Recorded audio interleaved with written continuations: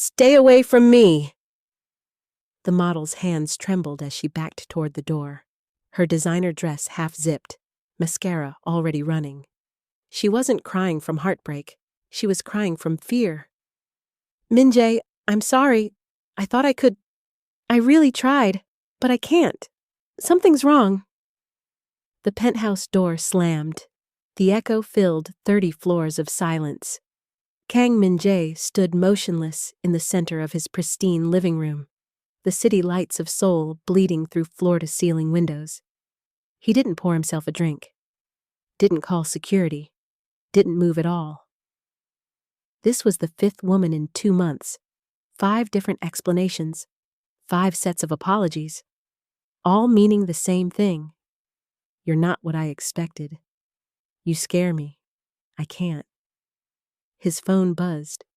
His underboss. Probably another territorial dispute in Itaewon. Another shipment at Incheon port. Min-jae ignored it.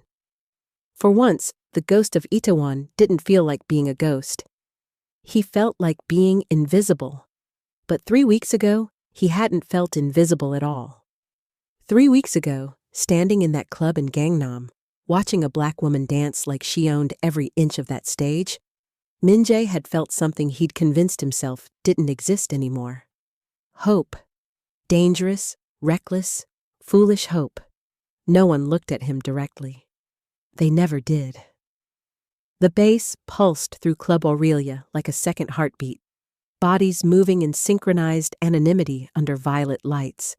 But near the bar, a pocket of stillness existed, a radius of careful avoidance surrounding the man in the tailored black suit. Kang Min-jae, the name that ended negotiations before they started. The silence that followed violence. The kind of power that didn't need to announce itself. He stood alone, fingers wrapped around a glass of whiskey he wouldn't drink, watching his reflection distort in the amber liquid. This was the 5th club, the 5th attempt. The 5th night he'd promised himself this time would be different. It never was. Behind him, the music shifted. A spotlight carved through the haze, and a woman stepped onto the elevated platform, dark skin gleaming, movements sharp and deliberate. She didn't perform for the crowd. She performed despite them. Min-jae looked up, and for 3 seconds, when her eyes swept across the room and caught his, he forgot why he came here in the first place. The illusion shattered when she looked away. They always look away eventually. 3 weeks earlier, a socialite had left his bed in tears, whispering apologies like confession. 2 months before that, a business executive had laughed nervously, convinced he was joking until she realized he wasn't. Before that, a journalist, an artist, a doctor. Min-jae stopped counting after 12. Different women, different words, same meaning. I can't. I'm scared. You're not normal. You don't see women as disposable. That's why they scare you. Min-jae's jaw tightened. People don't talk to me like that. They talk at you, she corrected, leaning against the bar beside him, still catching her breath from her set. Big difference. He should have walked away, should have signaled security, should have done what he always did when someone got too close. Build a wall made of money and menace until they remembered who he was. Instead, he asked, "What's your name?" "Nia." She studied him with the kind of attention that made powerful men uncomfortable. "And you're Kang Min-jae, the ghost of Itaewon, the man who makes problems disappear." "Then you know you should stay away." "Probably." She smiled, not flirtatious, not mocking, curious. "But I don't usually take advice from men drinking whiskey they're not planning to drink." Min-jae glanced down. The glass was still full. "That obvious? You've been holding it since before my first song." Nia tilted her head. "Either you don't drink or you're hiding. Which is it?" No one had asked him a real question in months, maybe years. Everyone around him dealt in statements. Reports, confirmations, obedience. Questions implied uncertainty, implied he might be human. Both, he admitted, surprising himself. This was the 5th woman in 2 months. 5 different explanations, 5 sets of apologies, all meaning the same thing. You're not what I expected. You scare me. I can't. His phone buzzed. His underboss, probably another territorial dispute in Itaewon, another shipment at Incheon Port. Min-jae ignored it. For once, the ghost of Itaewon didn't feel like being a ghost. He felt like being invisible. But 3 weeks ago, he hadn't felt invisible at all. 3 weeks earlier, Min-jae had been sitting in the VIP section of Club Aurelia, dragged there by his lieutenant who'd insisted he needed to get out of that penthouse before you become the furniture. He didn't want to be there. He never wanted to be anywhere anymore. The club was packed, Chaeble's sons spending their father's money, foreign businessmen, underground players from territories adjacent to his. Red lights pulsed, champagne flowed, women circulated like currency. Min-jae ordered whiskey and tried to ignore the familiar hollow ache in his chest. Then the lights dimmed. A woman walked onto the stage, and the entire room shifted. She moved with the kind of confidence that didn't apologize, didn't perform femininity like a transaction. Her skin caught the light like polished mahogany. Her eyes scanned the crowd not for approval, but for threats. "That's her," his lieutenant whispered. "Nia Cole. Been here 2 months. Every man with money's tried to buy a private dance. She says no to everyone." Min-jae watched her defy gravity on the pole, watched her command the stage like it was hers by right, not permission. And something shifted in his chest. Not just attraction, though there was that, recognition. She had the same eyes he saw in the mirror, survivor's eyes. When her set ended, she didn't retreat backstage. She walked straight to the bar, straight toward him. Min-jae found himself standing before he'd decided to move. "Boss, where are you going?" his lieutenant called. He didn't answer. His heart pounded in a way it hadn't in years, fear and hope tangled together, indistinguishable. When he reached the bar, she was ordering water, her back to him. "Can I buy you a real drink?" Min-jae asked, his voice rougher than intended. She turned slowly, eyes missing nothing. "I don't drink on the clock. And I don't do private dances for strangers." "I'm not asking for a dance." "Then what do you want?" Min-jae smiled despite himself. 5 minutes of conversation. That's all. Nia studied him, really studied him, the way you'd assess a dangerous animal in the wild. Finally, she nodded toward an empty booth in the corner. 5 minutes, clock's ticking. They sat across from each other, and up close she was even more striking. But it was her directness that hooked him. "You're Kang Min-jae," she said, not a question. "You know who I am?" "Everyone knows who you are." She leaned back. "Question is, why is the most feared man in Seoul sitting alone in a club, staring at a drink like it might have answers?" Min-jae laughed, a real laugh, rusty from disuse. "That obvious? You've got that look, like you're searching for something you're not sure exists." She crossed her arms. "Let me guess. You're used to getting everything you want. Except one thing. The thing that keeps slipping away." The accuracy hit him like a physical blow. "You a mind reader?" "I read people. It's how I survive." She tilted her head. "So what is it? More power? More territory? Can't be that. Men like you always want what they can't buy." "Love," Min-jae said quietly, surprising himself again. "Real connection, not fear disguised as respect." Nia's expression softened, just for a second. Then she stood. "Your 5 minutes are up." "Wait." Min-jae pulled out a card. Plain, no title, just a phone number. "Tomorrow night, dinner, anywhere you want. No expectations." She stared at the card like it might explode. "Why?" "Because in 5 minutes, you've been more real with me than anyone has in 5 years. Nia took the card, her fingers brushing his. "One dinner. But I'm carrying pepper spray, and I know Krav Maga. Wouldn't expect anything less."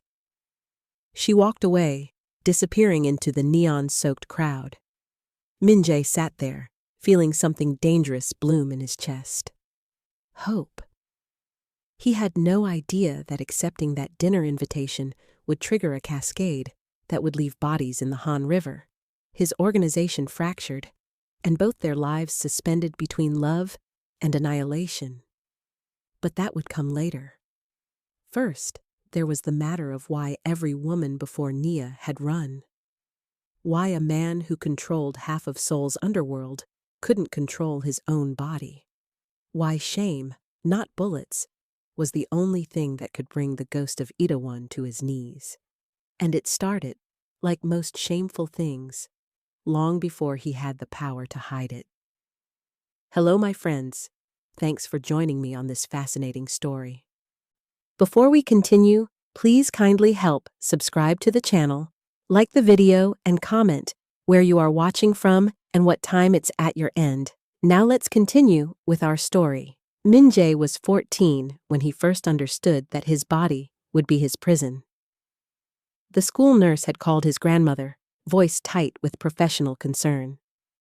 The other boys had been talking. There'd been an incident in the locker room, nothing violent, just exposure, just the usual adolescent cruelty of communal showers and sharp eyes. "He's different," the nurse had said, as if Min-jae wasn't sitting right there. "You might want to consult a specialist." His grandmother, already raising him alone after his parents' car accident, had looked at him with something worse than pity. Resignation. "Some burdens," she'd said in Korean, her voice flat. "You carry alone?" She never took him to a specialist. By 16, Min-jae had learned to shower last, dress in bathroom stalls, avoid swimming pools and saunas like they were crime scenes.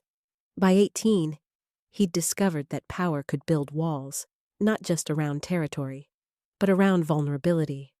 He joined the Itaewon crew as an enforcer, proved himself ruthless enough that no one questioned him, climbed the ranks on violence and silence. By 25, he was untouchable. Except in the one place power meant nothing, the bedroom. The first woman, a university student he'd met at a cafe, had screamed. Not theatrically, not with drama. A genuine sound of terror that still echoed in his nightmares. The second had been kinder. She'd touched his face, whispered, "I'm sorry," and left her clothes behind in her hurry to escape. After that, Min-jae stopped counting the ways women found to say the same thing. "You're a monster." Not because of what he did, because of what he was. Now, standing in Club Aurelia 3 weeks later, watching Nia Cole finish her set, Min-jae wondered if hope was just another word for self-destruction. The dinner had been unexpected. She'd chosen a small Korean-Chinese restaurant in Yongsan, the kind of place with plastic chairs and ajumas shouting orders. No security, no pretense, just noodles and conversation. "So," Nia had said, twirling japchae on her chopsticks with surprising skill. "You going to tell me why every woman in Seoul apparently runs from you?" Subtle. Life's short. She'd met his eyes. "And you didn't invite me to dinner to talk about the weather."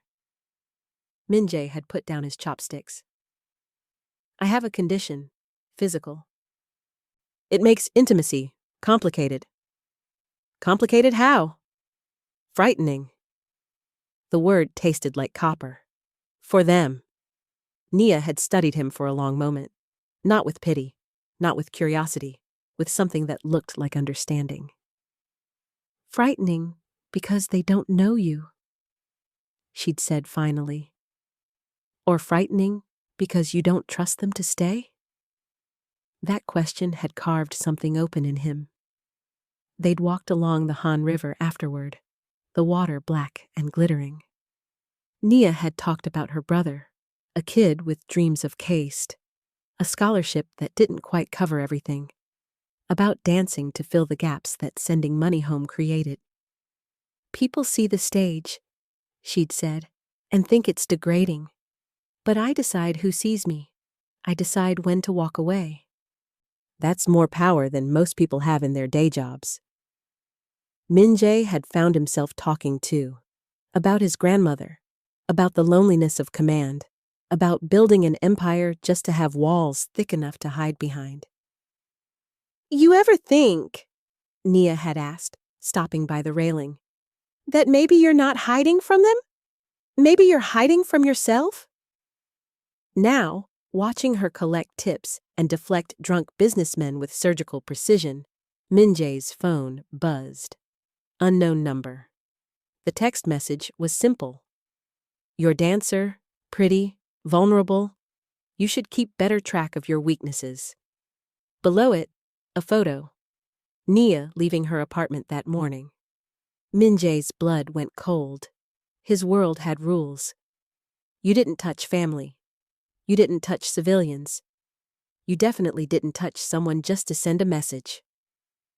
But someone had just broken every rule, and Min-jae realized, with the clarity of falling glass, that hoping had been the most dangerous thing he'd ever done. The text message burned in Min-jae's pocket like a live grenade. But Nia was walking toward him now, weaving through the crowd with that same measured confidence, and he forced his face into neutrality. Years of negotiating with men who'd kill him for showing weakness had taught him how to bury panic. You're still here, she said, sliding onto the bar stool beside him. Up close, he could see the thin sheen of sweat on her collarbones, the way her chest rose and fell from exertion. You told me 5 minutes. Min-jae checked his watch. It's been 4. You actually timed it? A smile ghosted across her lips. Most men just start talking and assume I'm listening. I'm not most men. No, Nia agreed, her eyes scanning his face with unnerving precision. Most men walk into clubs like this with friends, bodyguards, an entourage to remind everyone they matter. You walk in alone and somehow take up more space. Min-jae shifted. Is that a compliment or an observation? It's a question. She leaned back, creating distance that felt intentional. Why does the most powerful man in Seoul sit in clubs by himself, looking like he's waiting for something that's never going to come? The accuracy was surgical. Maybe I like the music, Min-jae deflected. You haven't looked at the stage once since I walked over. Nia tilted her head. Except when I was on it. And even then, you weren't watching me dance. You were watching me survive. The word landed between them like a confession. You're perceptive, Min-jae said quietly. I'm a dancer in a place where men buy bottles just to feel important. Perceptive keeps me employed. She paused. And alive. There it was again, that recognition. The understanding that survival was a skill, not a birthright. What do you see when you look at me? Min-jae asked, surprising himself with the rawness of the question. Nia considered him for a long moment. Exhaustion, the kind that sleep won't fix. You've got everything, power, money, respect, but you're starving for something you can't take by force. Min-jae's throat tightened. And what would that be? Someone who stays. Her voice softened just slightly. Not because they're paid to, not because they're scared to leave, just stays. The noise of the club faded, The bass, the laughter, the clink of glasses, all of it became distant static. "Why do you dance?" Min-jae asked, redirecting before the moment could crack him open completely. "My brother." Nia's expression shifted, still guarded, but with an edge of fierce pride. "He's brilliant. Like, scholarship to Keist, brilliant. But scholarships don't cover everything. Books, housing, food that isn't instant ramen." She shrugged. "I dance so he doesn't have to work 3 jobs and fail out from exhaustion." "Admirable." "Don't." Nia's eyes flashed. "Don't make it noble. I do what I have to do. Same as you, I imagine." "It's not the same." "No?" She leaned forward. "You think you're the only one who's built walls?" "I don't trust powerful men, Min-jae. I've seen what they do when they think they own something. Or someone. I don't want to own you." "Then what do you want?" Min-jae met her gaze, and for once, he told the truth. Dinner, conversation. No expectations, no transactions. Just honesty. Nia studied him like she was reading contract fine print. "Where?" "Anywhere you choose. Not your penthouse." "Agreed. No bodyguards hovering in the corners." "Done. And no lies." Her voice hardened. "You lie to me once, I disappear. You'll never find me again." Min-jae believed her. "No lies." She pulled out her phone, typed something, then showed him the screen. "Tomorrow, 7 p.m., that address. It's public, well lit, and I've already told 3 people I'm meeting you." Smart, careful, untrusting, perfect. "I'll be there," Min-jae said. Nia stood, and for a moment, her hand rested lightly on the bar beside his, close enough to touch, but not touching. "Your 5 minutes are up," she said, but she was smiling. Min-jae watched her walk away, disappearing into the neon and shadows, and felt something dangerous unfurl in his chest. Hope, the kind that got people killed. His phone buzzed again. Another message from the unknown number. "She's pretty when she smiles. Wonder how long that lasts." Min-jae's hand tightened around his glass. Hope, he realized, wasn't just dangerous. It was a weapon, and someone had just taught him to fear it. The restaurant Nia chose was a 40-year-old jjigae joint in Sindang-dong, the kind of place where the ajuma knew your order before you sat down, and the kimchi had been fermenting since before Min-jae was born. No marble floors, no private rooms, just cracked vinyl booths, and the smell of soybean paste stew that had seeped into the walls. Min-jae arrived 5 minutes early, wearing jeans and a plain black sweater, the closest thing to civilian clothes he owned. He felt exposed without his suit, without the armor of tailoring and expense. Nia appeared exactly at 7, hair pulled back, wearing a yellow sundress that made her look younger, softer.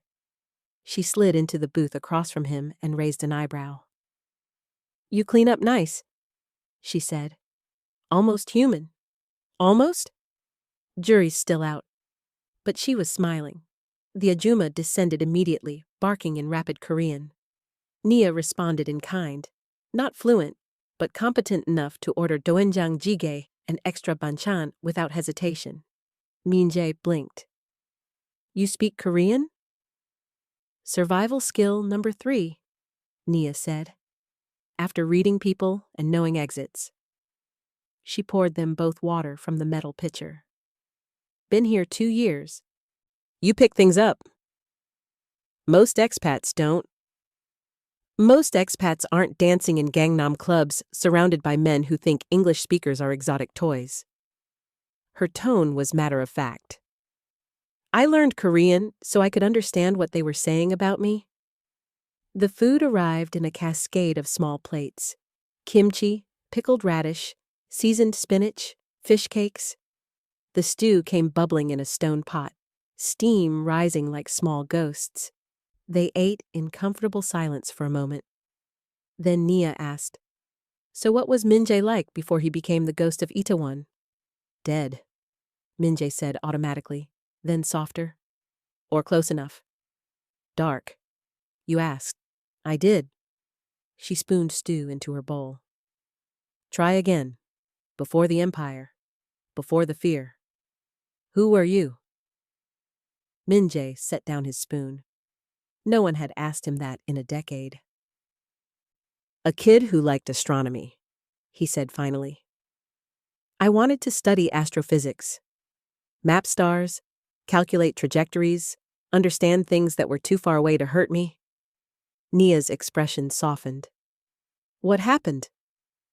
My parents died in a car accident when I was 13. My grandmother took me in, but she was old, sick. Money disappeared fast. He paused.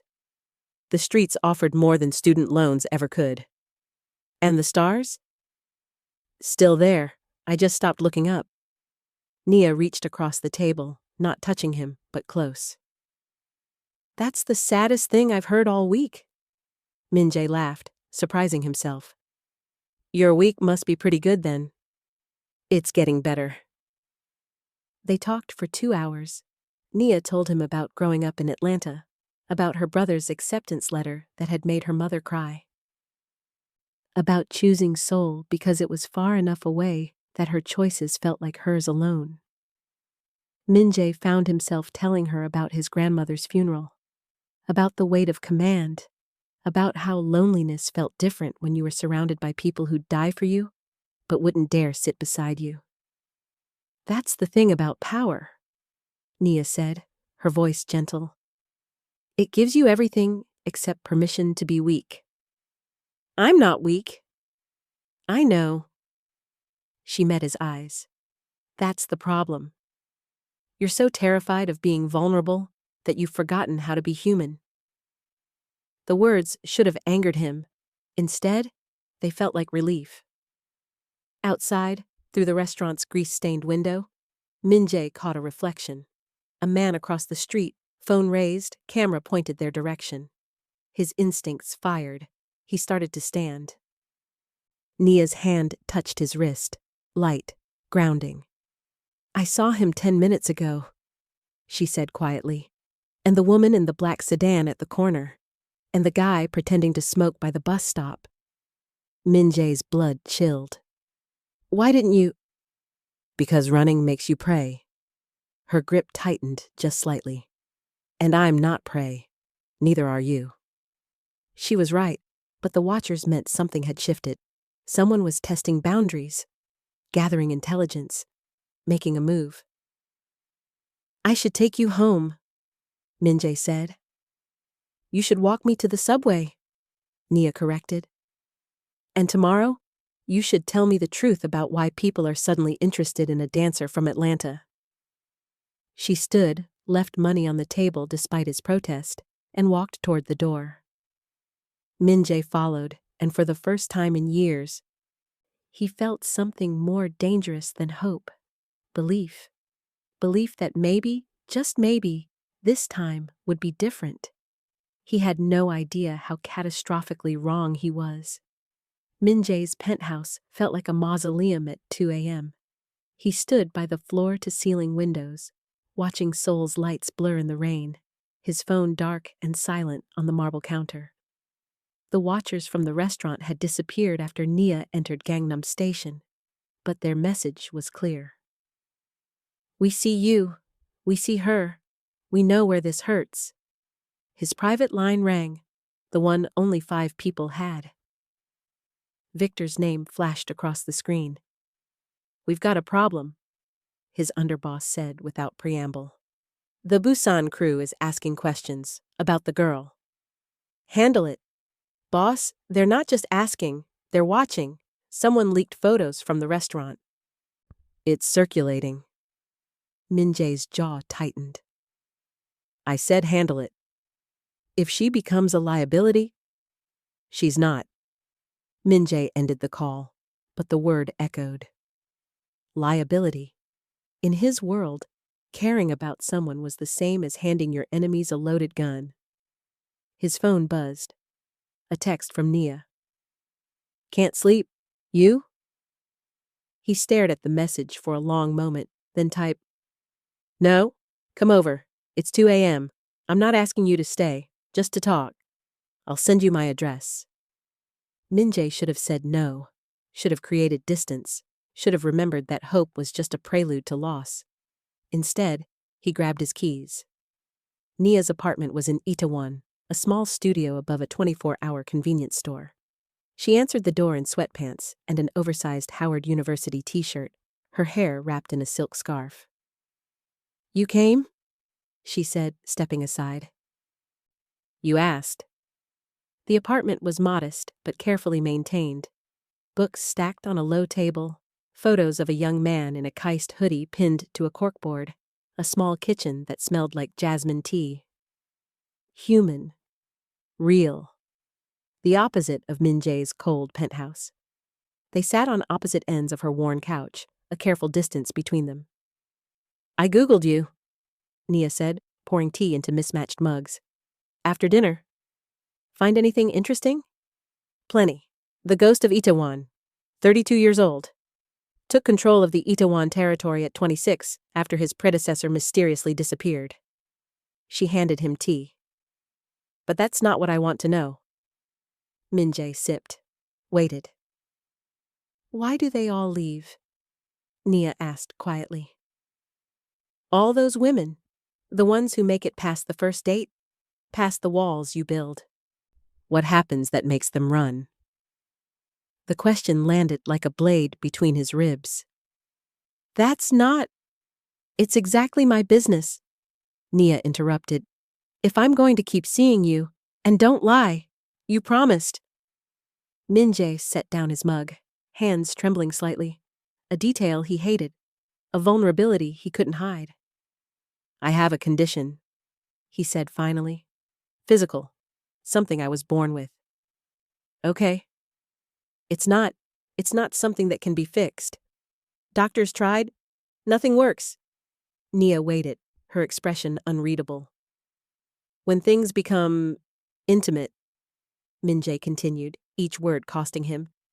Women react badly. They panic. Some cry. Some just leave in silence. But they all leave. Why do they panic? Because I'm not. He stopped, jaw clenched. Because my body doesn't match their expectations. And the difference frightens them. Frightens them how? Nia's voice remained steady, clinical almost. Like, you might hurt them? Or they're just surprised? Both. Neither. I don't know. Min-jae stood, pacing toward the small window. They look at me and see something wrong. Abnormal. Dangerous. And maybe they're right. Have you ever hurt anyone? No. Then they're not right. They're just cowards. Min-jae turned, startled by the steel in her voice. Nia set down her own tea and stood, closing half the distance between them, but not all of it.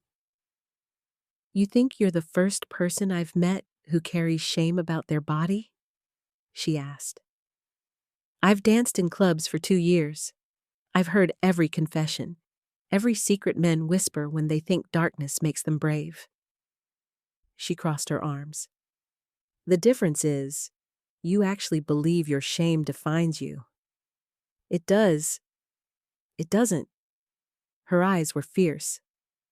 What defines you is how you've let it control your life. You've built an empire, Min-jae. You command hundreds of men, but you've given this secret more power over you than any rival ever had. The words hit harder than any fist. They're scared because you're scared, Nia continued, and fear is contagious.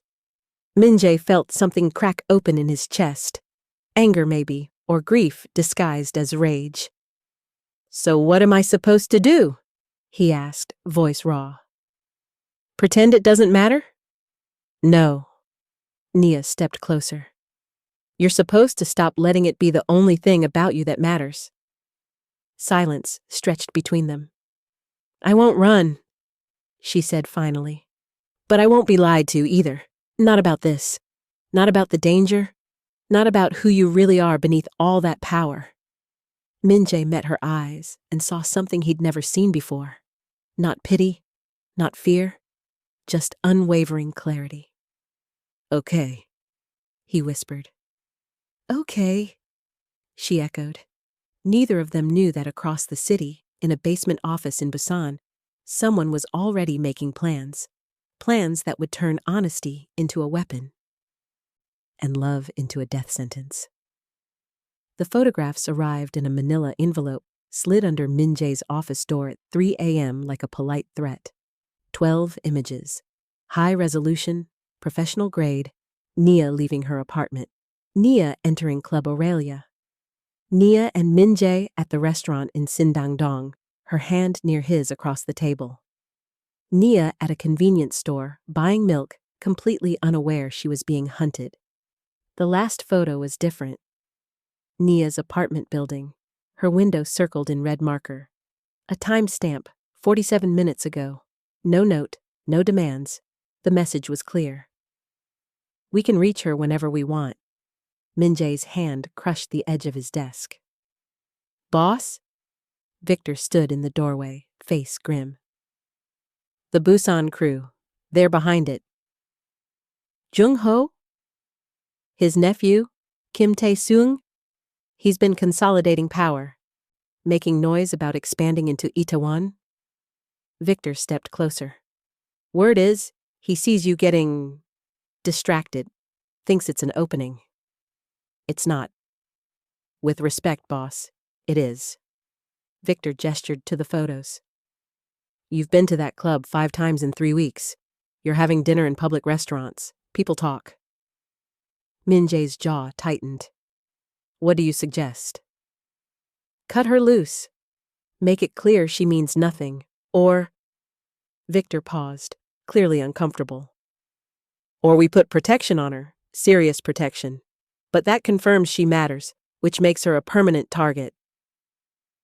Both options felt like slow poison. "Double security at the club," Min-jae said finally.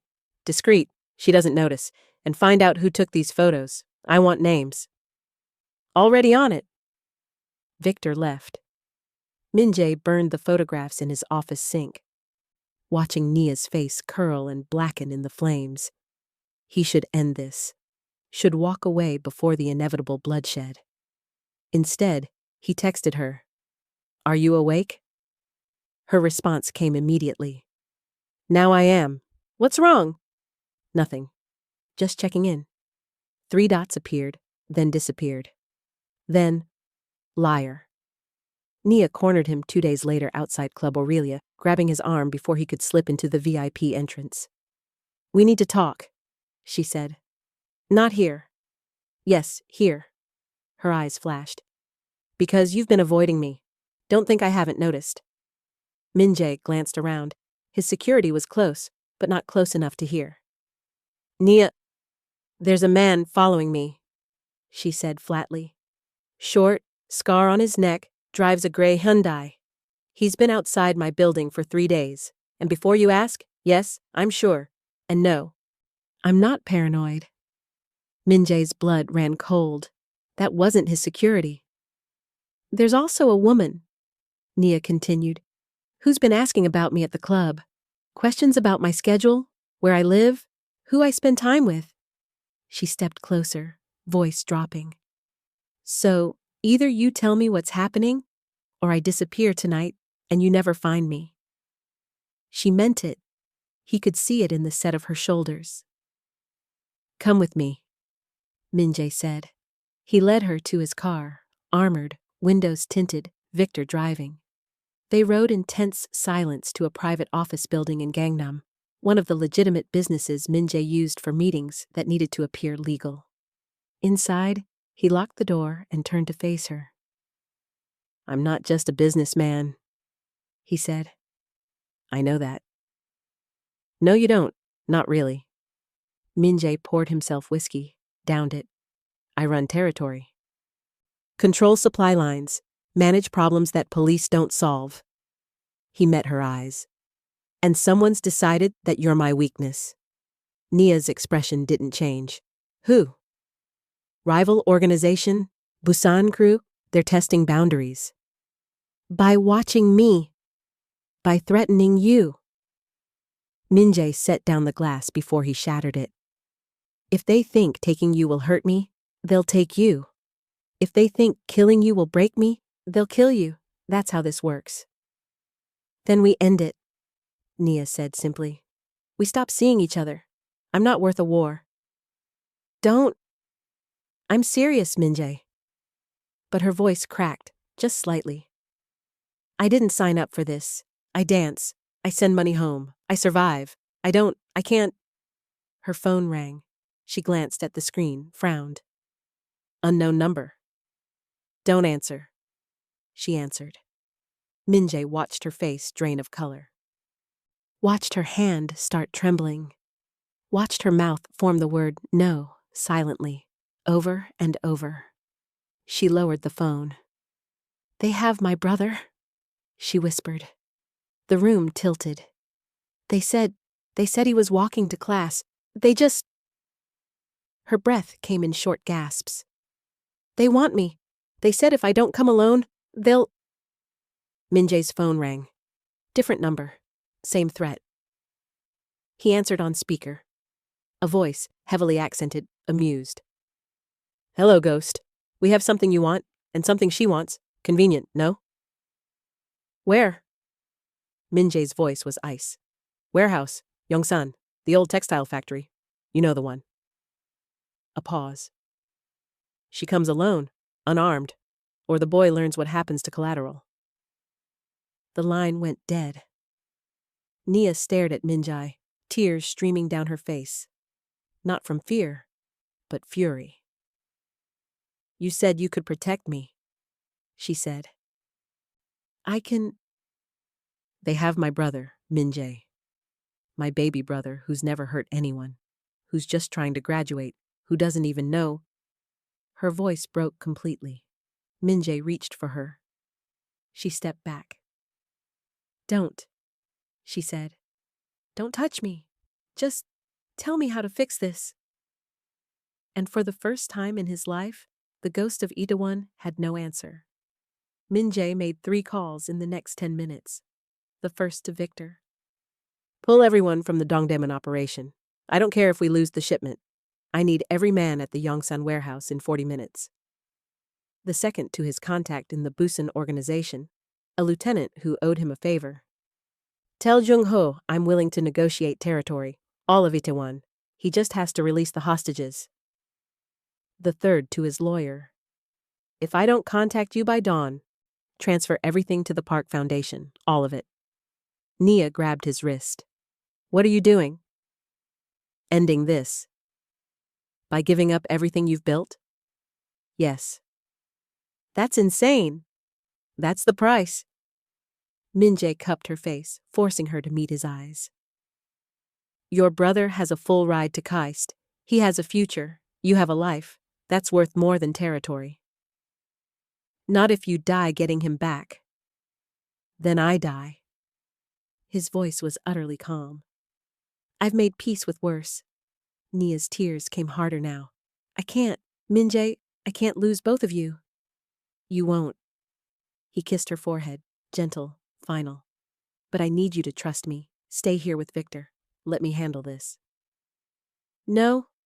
She pulled back, wiping her face, something hardening in her expression. They asked for me. If I don't show, they'll know something's wrong. They'll hurt him. Nia, I'm going. Her voice was steel. You can follow if you want, but I'm not hiding while my brother pays for your world. The Yongsan textile factory had been abandoned for a decade, its windows shattered, walls covered in graffiti and rust. Min-jae's security swept the perimeter. 6 men outside, heat signatures indicating at least 8 inside. It's a kill box, boss, Victor muttered. They're positioned for an ambush. I know. If you walk in there, I'm walking in. Min-jae checked his gun, chambered, safety off. Give me 15 minutes. If I'm not out, burn it down. Nia stood beside him, jaw set, hands trembling but steady enough. Together, she said. together. They entered through the main loading dock, hands raised, unarmed as instructed. The interior was cavernous, rusted machinery casting long shadows, single bulb swinging from a chain in the center. Underneath it, tied to a metal chair, Marcus Cole. 20 years old, cased engineering sweatshirt torn, lip split, eyes wide with terror. "Nia!" he shouted. "I'm here, baby, I'm here." Her voice cracked, footsteps echoed. 6 men emerged from the shadows, guns drawn. The 7th, Kim Tae-sung, stepped into the light. Young, maybe 30, with the arrogance of someone who'd inherited power instead of earning it. "The ghost of Itaewon?" Tae-sung said, smiling. "Smaller than I imagined." Min-jae said nothing. "And the dancer?" Tae-sung circled Nia like a predator. "Pretty, I see the appeal. Though I have to ask, what is it about you that makes a man like Kang Min-jae so soft?" "Let my brother go," Nia said quietly. "Eventually." Tae-sung stopped in front of Min-jae. "But first, I want you to understand something. This isn't about territory. This isn't even about money." He leaned close. "This is about showing Seoul that the ghost bleeds like everyone else." He pulled a knife. "Hold him," Tae-sung ordered. 2 men grabbed Min-jae's arms. He didn't resist, didn't fight. Every second they focused on him was a second Nia stayed safe. The knife pressed against his throat. "Any last words?" Tae-sung asked. "Yes," Min-jae said. "You should have taken the deal." Tae-sung frowned. "What deal?" Outside, tires screeched. The warehouse lights blazed on, industrial floods that turned night to day. Victor's voice boomed through a megaphone. "You have 30 seconds to release the hostages. After that, we're coming in." Tae-sung's smile faltered. "You brought backup. Predictable." "No," Nia said. Everyone turned. She'd moved during the distraction, not toward the exit, but toward Marcus. Her hands were on his ropes, fingers working quickly. "I brought leverage," she continued, meeting Tae-sung's eyes. "You wanted to humiliate the ghost? Make him bleed?" She freed Marcus's hands. "But here's what you didn't consider. I'm not his weakness. I'm his witness." "What are you?" "I see everything," Nia said, her voice rising, filling the space. "Who's here? Who gave orders? Who laid hands on my brother?" She pulled Marcus to his feet. "And I have a very, very good memory." Tae-sung laughed. "You think that scares me?" "No, but it should scare them." Nia pointed to the 6 gunmen. "Because when this is over, and it will be over, Min-jae will remember who showed mercy." "And who didn't?" One of the gunmen shifted uncomfortably. "She's bluffing," Tae-sung snapped. "Am I?" Nia took a step forward. "You know what dancers do? We watch. We remember. We survive by knowing exactly who's dangerous and who's just pretending." She looked at each man in turn. "And right now, you're all just pretending you're not terrified." Outside, engines roared closer. Tae-sung's knife wavered. "Let them go," one of the gunmen said suddenly. "Boss, this wasn't the plan. We were supposed to send a message, not start a war." "Shut up." "She's right," another added. "We grabbed a college kid. The Busan crew won't back us if this goes sideways." Tae-sung's face twisted with rage, but also calculation. He lowered the knife. "Fine, take them, but this isn't over, Ghost." Min-jae smiled, cold and empty. "Yes, it is." They walked out together, Min-jae, Nia, Marcus, into a wall of flashing lights and armed men. Victor caught Min-jae as his knees buckled, adrenaline finally crashing. Nia held her brother, sobbing into his shoulder. Min-jae watched them. This woman who'd walked into hell armed with nothing but words. This boy who'd been dragged into a world he didn't understand. And realized, with crushing clarity, love hadn't cost him everything. It had given him everything. And he had no idea how to keep it. The hospital room was too white, too sterile, too silent. Marcus had been treated for minor injuries and released into protective custody. Victor's men would escort him back to Caste, then maintain discreet surveillance until the Busan situation stabilized. Nia had refused treatment despite the bruises blooming purple along her ribs. The split in her bottom lip. "I'm fine," she'd told the nurse. "I just need a minute." That was 3 hours ago. Now she sat on the edge of the examination table, still in her torn clothes, staring at her hands like they belonged to someone else. Min-jae stood by the door, giving her space, giving her the choice to speak first, or to leave, or to scream, whatever she needed. Finally, she looked up. "You gave them Itaewon," she said quietly. "I did. Your entire operation. Everything you've built for 10 years. Yes. For my brother. For you." Min-jae stepped closer, but not too close. "For both of you." Nia's eyes filled with tears she wouldn't let fall. "That's insane, Min-jae. You can't just—" "I can. I did." He sat in the plastic chair across from her.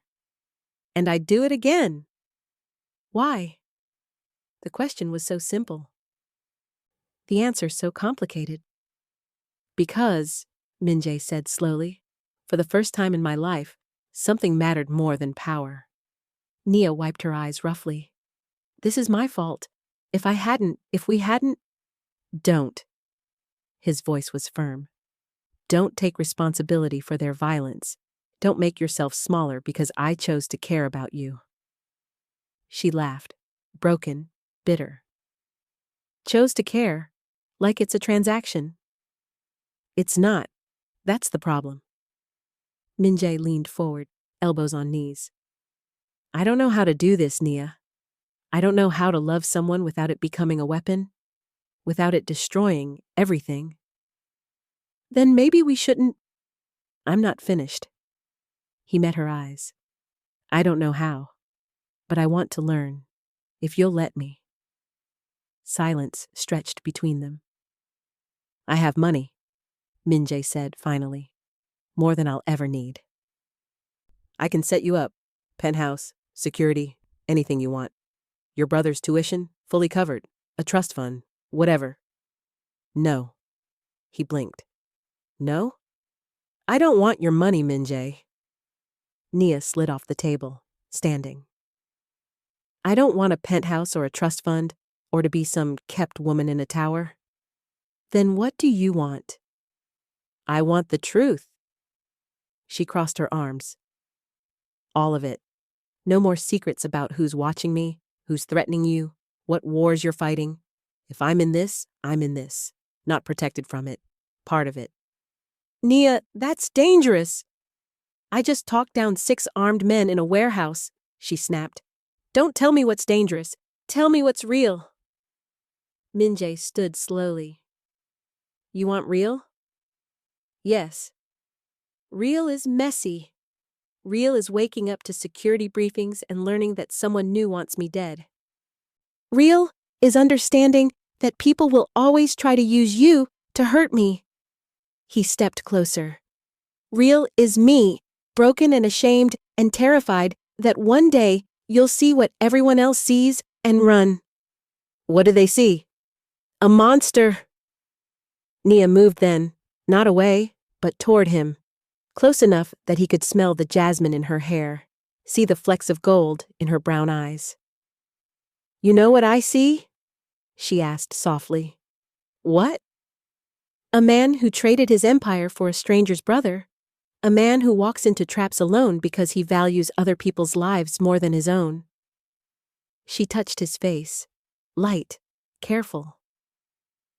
"A man who thinks his body makes him unworthy of love, when really, it's just part of who he is." Min-jae's throat tightened. You don't understand? Then help me understand. Her hand didn't move. Not with shame, not with fear. With honesty. He wanted to pull away, wanted to rebuild the walls, wanted to protect her from the ugliness he'd carried alone for so long. Instead, he told her the truth. All of it. The condition he was born with. The medical terminology. The ways it affected intimacy. The panic in women's eyes when they first saw. The conviction that he'd hurt them even though he never had, never would. Nia listened without interrupting, without flinching, without looking away. When he finished, she said, "Thank you." "For what?" "For trusting me." She smiled, sad but real. "That's all I wanted. Not your money, not your protection, just your truth." "And now?" "Now we start over." Nia stepped back, creating space. No pedestals, no saviors. Just two people who see each other clearly and choose to stay anyway. "I don't know if I can." "You can." Her voice was certain. "Because you just did." Min-jae felt something shift in his chest. Not the weight lifting. That would take time, maybe forever. But the beginning of lightness, the possibility of it. "What now?" he asked. "Now you take me home. My actual home, not some safe house." Nia grabbed her jacket. "And tomorrow, we figure out how to rebuild what you lost. Together." "Together," he echoed. Outside, Seoul was waking up, dawn breaking over the Han River, the city stretching and yawning into another day of chaos and beauty. Min-jae took Nia's hand. For the first time in his life, he wasn't afraid of what morning would bring. Not because the danger was gone. It wasn't. Not because everything was fixed. It wasn't. But because for once, he wasn't facing it alone. And that, he was learning, made all the difference. 3 months later, Min-jae sat in his office overlooking the Han River, signing documents that would dismantle half of what he'd built. "You sure about this, boss?"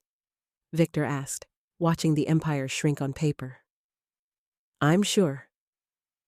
The Itaewon territory was gone, negotiated away in the warehouse deal. But Min-jae had discovered something unexpected in the aftermath. Relief. The smaller his world became, the more of it he could actually see. He'd restructured everything, cut loose the lieutenants who dealt in human trafficking, severed ties with the drug operations. What remained was still illegal, gambling, protection, gray market imports, but it was his, built on rules he could live with. Some called it weakness. Min-jae called it evolution. "The Busan crew is still making noise," Victor said. "Tae-sung's uncle wants a meeting. Let him wait." Min-jae signed the last document. "I'm done negotiating from fear." His phone buzzed. A text from Nia. "Finished early. Coffee?" He smiled. 20 minutes. They met at the same jjigae place in Sindangdong, the Ajuma greeting them like old friends now. Nia slid into the booth wearing paint-stained jeans and a hoodie, her hair pulled back in a messy bun. "Good day?" Min-jae asked. "Great day." She was glowing. "I got accepted into the Seoul Institute of the Arts. Design program, full scholarship." Min-jae's chest tightened with something that felt suspiciously like pride. "Nia, that's—" "I know." She grinned. "I applied on a whim. Didn't think I had a chance, but they loved my portfolio." "I start in the fall." "What about the club?" "Gave my notice last week." Her expression softened. "I'm done dancing for strangers. Done performing survival. What will you do instead?" "Create something that's mine." She reached across the table, fingers brushing his. "Something beautiful." They talked for an hour about her classes, about Marcus thriving at Keist, about the small studio apartment she'd rented in Hongdae. Modest, hers, far enough from Min-jae's world to breathe. "You could move in with me," Min-jae said quietly. "The penthouse has space." "I know." Nia squeezed his hand. "But I need my own space, my own life. That doesn't mean I don't want you in it." "I understand." And he did. That was the strange part. 3 months ago, her independence would have felt like rejection. Now, it felt like respect. "How's therapy?" she asked. Min-jae shifted. Uncomfortable, necessary. He'd started seeing a psychologist who specialized in body dysmorphia and trauma, sessions that left him raw but somehow lighter.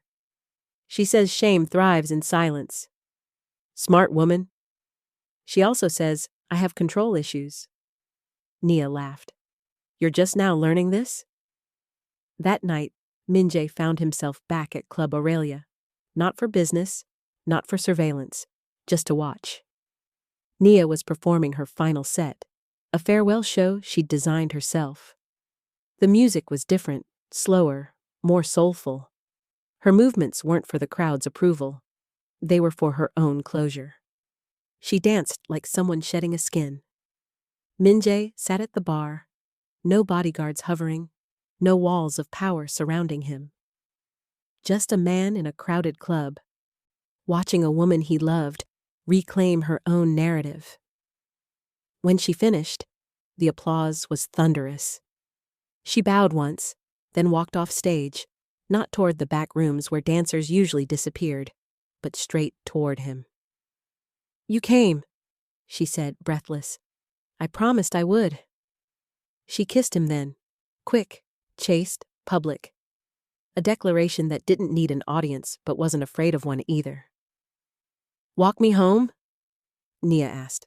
"Always." They left together, stepping into Seoul's neon-soaked streets. The city hummed around them, dangerous, beautiful, indifferent to their small story. Min-jae thought about the man he'd been 6 months ago, the ghost of Itaewon, wrapped in power and paralyzed by shame. That man would have seen Nia as a weakness to be protected or eliminated.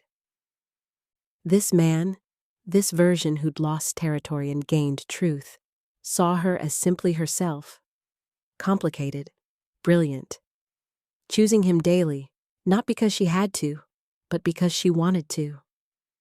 "What are you thinking?" Nia asked. "That I spent years building walls," Min-jae said, "and you walked through them like they were paper." "They were paper." She bumped his shoulder. "You just convinced yourself they were steel." Maybe she was right. Maybe shame had always been the illusion, and connection, the truth he'd been too afraid to touch. They walked in comfortable silence, two people learning how to build something neither had the blueprint for, a relationship without pedestals or saviors, built on honesty instead of need. It was fragile. It was real. And for the first time in his life, Min-jae wasn't afraid of either. Above them, the Seoul sky was moonless and vast, but the city's lights blazed bright enough to map their way forward. Stars were beautiful, Min-jae thought, but sometimes you had to stop looking up and start seeing what was already in front of you. Nia's hand in his, the street stretching ahead. The man he was becoming, no longer hiding in the shadows of the man he'd been. The ghost of Itaewon had finally learned to be seen. And in being seen, he'd found something more valuable than any empire. Peace. Thanks so much, my dear friends, for enjoying this beautiful story till this end. If you've not subscribed, kindly subscribe now to be notified when we drop our next story. Also, like the video and comment where you are watching from and what time it's at your end. Thank you.